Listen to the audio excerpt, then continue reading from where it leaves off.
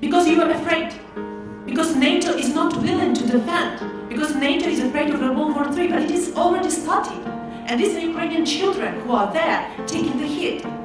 You're talking about more sanctions, Prime Minister, but Roman Abramovich is not sanctioned.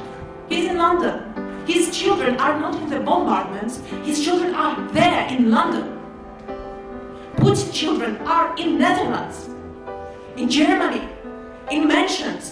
Where are all these mansions seized? I don't see that. I see that my family members, that my team members are saying that we are crying. We don't know where to run. This is what is happening, Prime Minister.